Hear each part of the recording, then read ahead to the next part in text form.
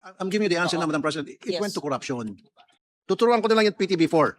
Kung gugustuhin, maraming paraan. Kung ay, maraming dahilan. Number one, makinig yung mga taga PTV4.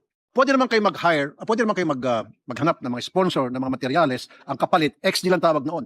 Your ex-deal before was with a private company. Private, yes. Oh, okay yun. Iba ito. Gobyerno to eh. Tama lang yon na i-check muna sa COA kung pwede ba yun yung ganong arrangement, yung X-deal.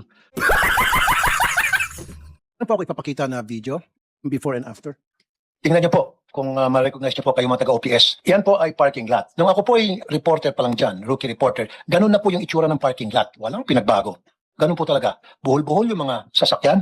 At ito po, ni-renovate, pero hindi po ni-utilize. Ginawa po parang bodega. Yan oh. Ginastusan po yan ng milyones. Tapos anong itsura? Tinambakan lang po, ginawang bodega. Ayan po, nakita niyo po, yung mga silya nakatali sa cabinet. Bakit po nakatali? Kasi nga po, pag ikaw ay na-late, agawin yung silya mo, wala ka ng silya, upo ka ng sasahig. Ayan po, tumutulo yung bubong pag umuulan. Yan, waterproofing, butas-butas. Ang daming daga, ang daming ipis. Ang ginagawa po ng mga GM at chairman ng PTV po ng mga nakaraang administrasyon para hindi po ma-address yan. May leak po sa hallway. Ayan po yung kubeta, oh. Tinalian, nakatali, dahil kung hindi mahulog po yan. Ayan po yung tubig, sasahod ka ng tubig dyan. Pag nilas-malas ka, kalawang at baka magkitanong ka pa. And then, ayan po, yung kusina ata yan. Yan, sa upuan po sila nagluluto. And the present? Not done yet, Madam Sponsor. So, show the pictures of the present. Yan, 2022, 2025, ayan. Wala pa rin pagbabago, Madam Sponsor. Since 2022, I brought that issue up here. Wala. Yung nasa kanan, ayan pa rin po. Walang pagbabago despite the fact that they promised to me that they'll do something about it, but they did not. Ayan. Okay, yung CR na dating ganon, ngayon sinara na.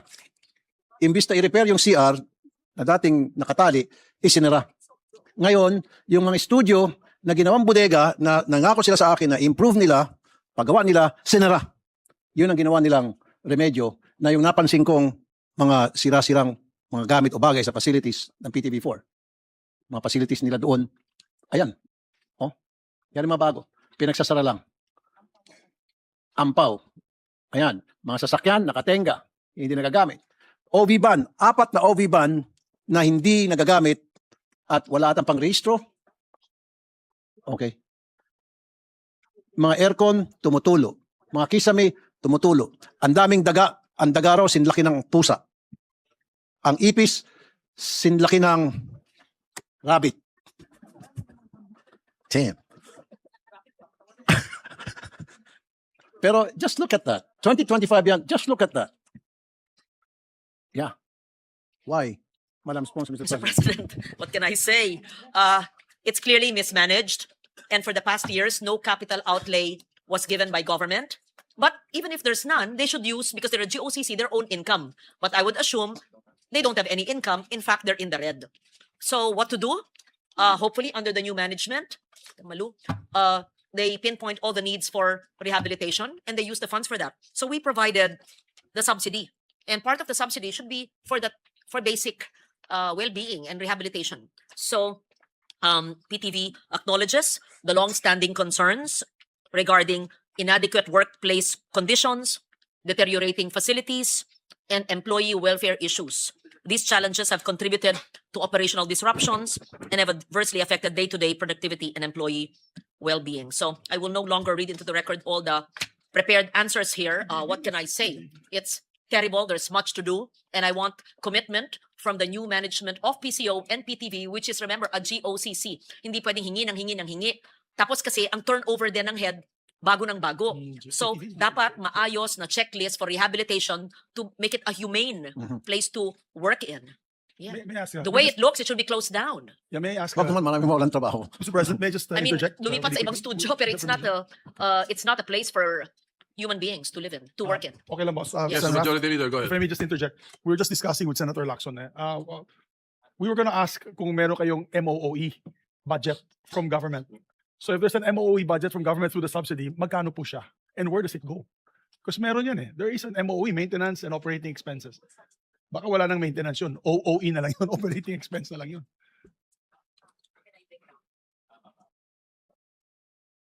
Saan nila ginagamit po, Madam Sponsor? So thank you lang. Yun lang, mag-interject ko lang. Thank you, Sir Rafi. Thank you. Okay, I'll Majority read Leader. into the record, Mr. President. For 2026, ang PS, 140,616,000. Ang MOE, 336 million. Meron naman, 466. Wait, antong others nyo? May 375,293,000. But then, ang net loss nila, 512. So may NG subsidy na binibigay natin na 136 million. Ba to? Million. So because they're operating on a loss, we have a subsidy of 136 million. Even if we're giving a subsidy of 136 million, they have negative 375 million loss, right? Is that correct? Oh gods, they're really operating on a loss. So what to Eh, do? Senator, the President Pro Temp would like to interject. Thank you, Mr. President. With the permission of the distinguished senator from Palawan, no? From Isabela. Isabela. Palawan Sorry. is Erwin. Yeah. Pro Well, Temp. it is also important to know the proposed budget sa 2026. Maybe the more relevant question is, magkano yung budget in the past years? Kasi ang before and after niya is 2022 and 2025. So maybe we should be more interested to find out magkano yung budget sa maintenance, no? Repair and maintenance in the years 2022, 2023, 2024, and 2025 for that matter. Thank you, Mr. President. Thank you, Mr. President. 2024, the government subsidy was 339,801,000. In 2025, it was 365,044,000.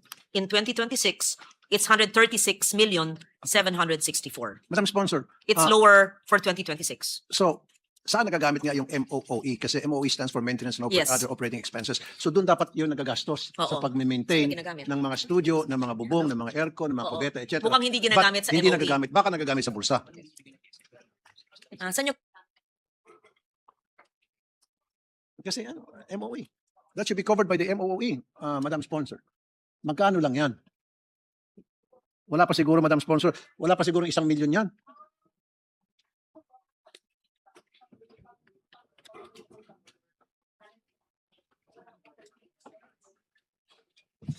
Bakit kayo walang PS? Anong di alam? Nakakaiyak kayo. Mr. President, because it's a GOCC, we can't subsidize the whole operation. So government gives a subsidy. The subsidy is for MOE. But MOE is not used for fixing those roofs and bathrooms Why not? because it is used for personnel salaries who are not plantilla, who are job orders, contract of service that's allowed in MOE because for some reason, they do not have PS provision. Wala daw sila. So that means kahit na Ginagamit yung MOE. kahit na mabulok na yung mga building ng PTB4, hindi pa rin gagalawin yung MOE kasi nakastipulate ba doon na yung MOE hindi pwedeng gamitin sa maintenance? So kahit na maging mabaho na yung building ng Hindi po. PTB4, kahit Dahil- na magunaw na yung building ng PTB4, Kasi limitado they will pagtao not use a single centavo to fix and repair yung mga gamit dyan na dapat Ganito po. i-fix because wala sa MOE nila yun? Was Hindi it po. specified? Dahil limitado ang MOE. Ang MOE ay pwedeng pang-maintain operations, pwede rin po pang-contract of service. Yes, pang-maintain Doon po- operation. Then- doon po, lahat na pupunta sa pagsweldo ng tao. I'm giving you the answer Oo. now, Madam President. It Yes. went to corruption. Marami nang, Pangsweldo raw ng tao. even during my time, I was there, nagkaroon ng bulong-bulungan na malakas talaga talamak ang korupsyon sa PTB4. Okay? Even before, up to now. Kasi kung hindi na kukurap yung pera, okay, tuturuan ko na lang yung PTB4. Okay?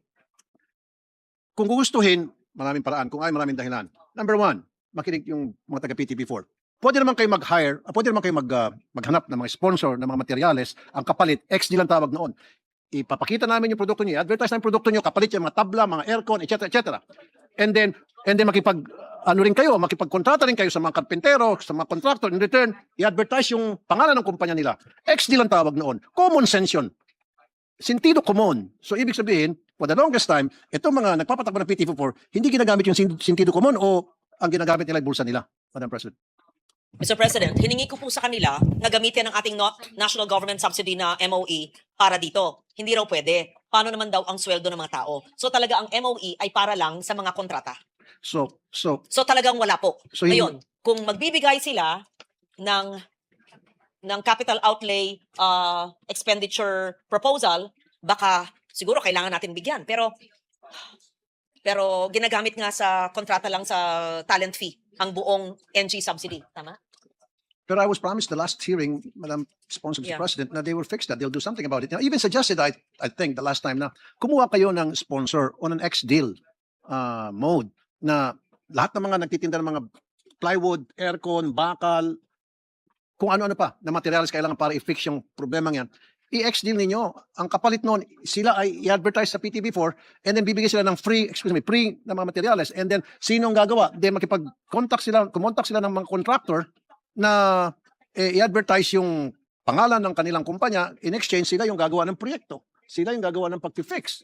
Ganun na po yung ex-deal. There's such thing as ex-deal. Oh, exactly. Correct. Oh, pati mukha mo ex-deal. Opo, nung I'm just joking, okay, Mr. para may kwento. Hindi, yung mga hindi po galing sa television, kamukha ni Majority Leader, tumatawa po, para alam nyo, circa 1986, ayan, makinig sa Majority. Circa 1986.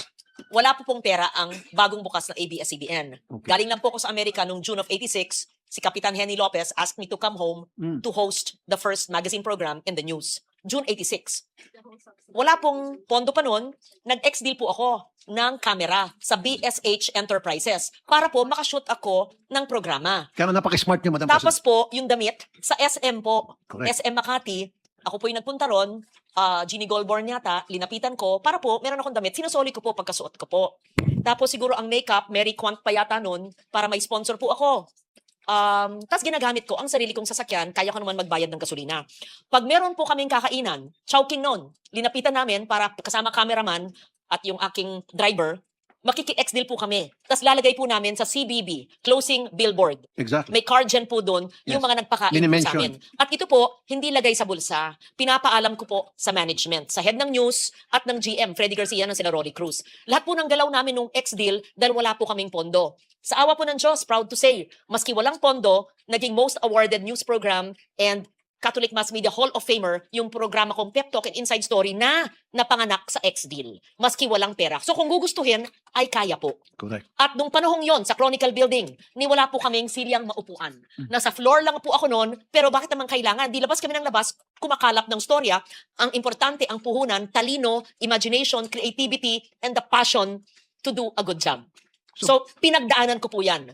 So, Gaya nung aking pagtrabaho po sa PTV4, MBS4, ganun din po. Nung ako'y nasa Amerika, ganun din po. Wala naman pondo. In-ex-deal ko po ang KSCI Channel 18, Manila Envelope, noong 1985. Nauna po ako kaysa sa TFC. Wala pong Filipino station noon. It was an Asian network and it was the first Filipino program that was also aired in MBS4 martial law days. Pinapauwi ko pa yung Umatic tape sa mga Pilipino sa LAX para po iuwi sa MBS4 sa nanay po ni Kat De Castro, si Arlene, na aking associate producer. I was the executive producer of the program. So ako po ay sanay sa ex-deal dahil makakaproduce po ng programa na wala pong pondo. Kaya walang dahilan na kailangan po ganyan ang itsura. So wag magdadahilan ang PTV4, bagamat nakakaawa ang inyong itsura, mas nakakaawa po kami nung nagsimula. Magsimula sa wala, pero nakaka-produce ng magandang programa. We will help them. We will help them. Pero check mo muna natin sa legal kung legal po ang ex-deal sa panahon ngayon. Nung panahon namin, pwedeng ex-deal. Baka naman sabihin ngayon, umabuso, ine-ex-deal, hindi pala dyan gagamitin. I-check po natin sa PCO and sa legal department. Sa COA, kung pwede bang ex-deal. Di ba? Iba nun eh. Iba nung panahon yon. Your ex-deal before was with a private company. Private, yes. Oh, okay yun. Iba ito. Gobyerno to eh. Oh, no, it was government. This No, was... ABS was never government. but also with, as I said, before ABS, I was with MBS4, which is PTV4 now. And we were allowed X deals as long as there was a contract and we would put it in the CBB, closing billboard credits, naka-card dyan, yung damit ko, yung makeup ko, yung sapatos ko, yung Yes. lipstick, ganun. Oo. And you were not a government employee. No, I Oh, pwede. was contract of service. I was a That's why pwede. talent fee. Oo. Talent fee. Pwede Yes. yun. Nowadays, yun. I doubt it. You That's better why. check with COA. That's why we have to check. Yes. So there's a note here. For PTV, it may be good to clarify with COA to the extent that it can deal with the private sector in doing X deals so that PTV may maximize and make the most of this mode. But this should also be clarified because it's a GOCC. Although it was government since before, but I was private sector. Yung pinapaglaban po nyo ng mga contract of service, nag-retire po ako. I left I was a job order, contract of Thank you, Madam service. Sponsor. So, Yes. yeah, Mm-mm. tama lang yon na i-check muna sa COA kung pwede ba yun yung ganong arrangement, yung ex-deal, kapalit ng mga materials, serbisyo, ipopose sa CBB o gawa ng commercial yung kumpanya na ka-ex-deal. So maybe they have to check that with COA. Pag sinabi ng COA bawal, edi Yes. sorry na lang. But if you would introduce an amendment for capital outlay, I would be happy to accept. Then I will do that, Madam Sponsor. Yes. Okay. Pero babantayan natin, baka mapunta lang kung saan-saan yun. So Ah. definitely, Yes. it will be under strict scrutiny from me and from you and from Yes. everybody else in our colleagues natin. Itemize, Should yes. be itemized. Mm-mm. Okay.